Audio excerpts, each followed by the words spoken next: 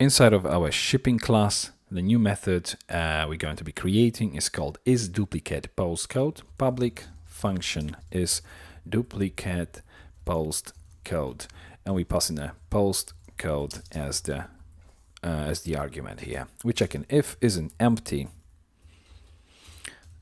postcode, otherwise we return true, because obviously if it's empty, then something went wrong.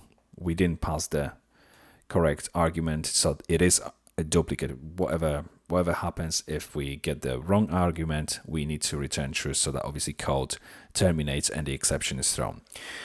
So now we know that obviously the postcode isn't empty. We go for the SQL statement, select all from this table 4,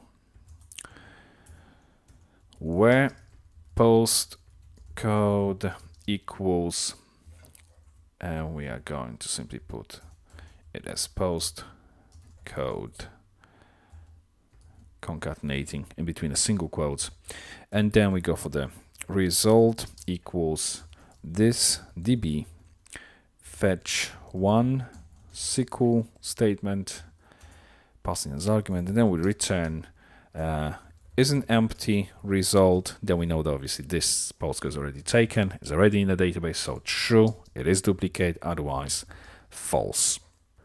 Now what we could do here, because it's a string obviously, let's escape it. So this db escape, and let's put this value postcode inside of this escape as the argument of this escape method.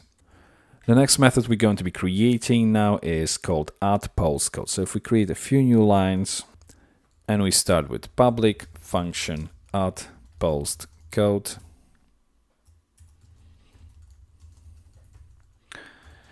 array as the parameter by default null, if is an empty array, then return false if obviously it is empty.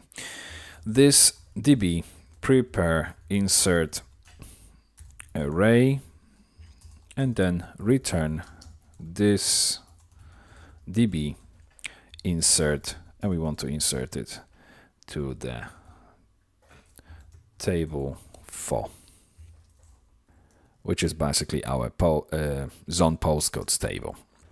So if we now save the shipping class, and if we go to our browser to test it, if we click on add, we get the validation. If we add new postcode, something that doesn't seem to exist, if we put z for instance, add, there we go, that seemed to be added. If we go to the last page, you can see this has now been added. If we try to add another one, that should give us the validation message, obviously saying that, let me just go back here, saying that obviously this postcode is already taken.